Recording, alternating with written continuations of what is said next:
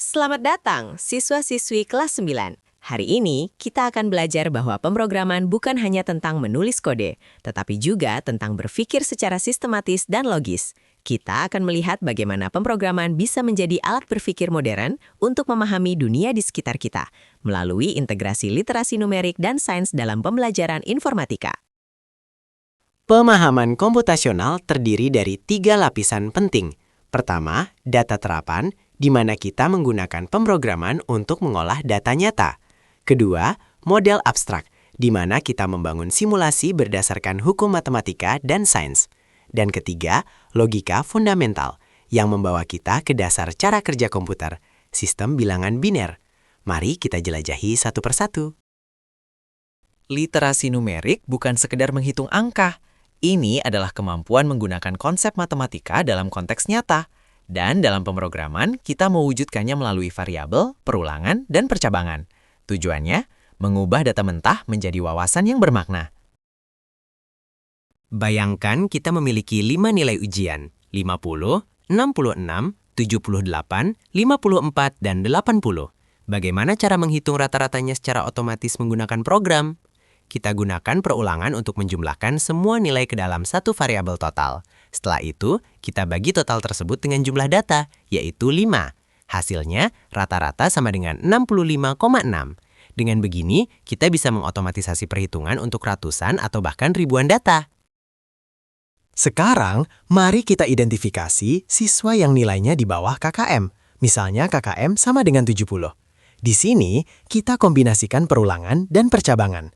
Program akan memeriksa setiap nilai satu persatu. Jika nilainya kurang dari 70, maka penghitung remedial bertambah 1. Hasil akhirnya, kita tahu berapa banyak siswa yang perlu mengikuti remedial secara cepat dan akurat. Di lapisan kedua, kita tidak hanya menganalisis data, kita membangun model yang meniru fenomena nyata. Misalnya, kita bisa membuat program yang mensimulasikan gerak benda jatuh bebas atau memvisualisasikan grafik fungsi kuadrat. Ini adalah contoh bagaimana sains dan matematika diwujudkan dalam bentuk kode. Ambil contoh fungsi kuadrat. Fx sama dengan ax kuadrat ditambah bx ditambah c. Dengan pemrograman, kita bisa menghitung nilai fx untuk berbagai nilai x, lalu memetakan hasilnya ke bidang koordinat.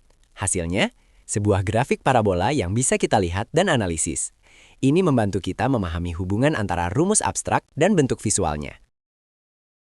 Bayangkan kita ingin memahami pengaruh massa terhadap gaya gravitasi. Daripada melakukan eksperimen fisik yang rumit, kita bisa membuat laboratorium maya, sebuah simulasi komputer. Di sini, siswa bisa mengubah variabel seperti massa atau ketinggian, lalu langsung melihat dampaknya.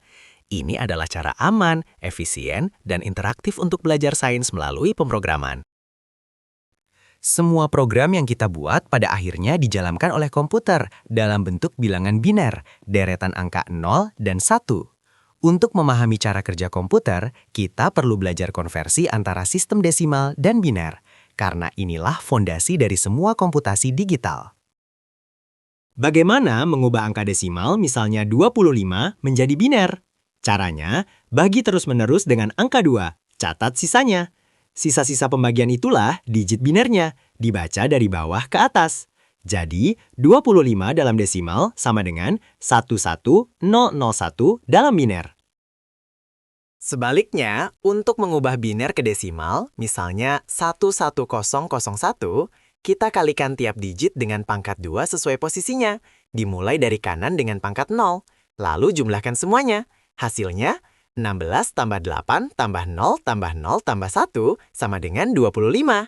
Beginilah komputer berbicara dalam bahasa yang bisa kita pahami. Saat data dikirim lewat internet, bagaimana kita tahu datanya tidak rusak? Salah satu caranya adalah dengan parity bit, bit tambahan yang membantu mendeteksi kesalahan. Misalnya, jika kita gunakan event parity, maka jumlah total bit 1 harus genap. Jika penerima menemukan jumlah 1 ganjil, berarti ada kesalahan transmisi. Dari ketiga lapisan ini, kita melihat bahwa pemrograman adalah alat yang sangat kuat. Untuk menganalisis data besar, lapisan 1, untuk mensimulasikan fenomena sains, lapisan 2, dan untuk memahami dasar komunikasi digital, lapisan 3. Pemrograman bukan hanya soal teknologi, tapi juga cara berpikir modern. Jadi, tujuan akhir kita bukan hanya menjadi pengguna kode, tapi menjadi pemikir komputasional, seseorang yang mampu menganalisis masalah, membangun model, dan merancang solusi dengan logika dan kreativitas. Mari terus belajar, bereksperimen, dan berpikir kritis, karena masa depan dibangun oleh mereka yang paham cara kerja dunia digital.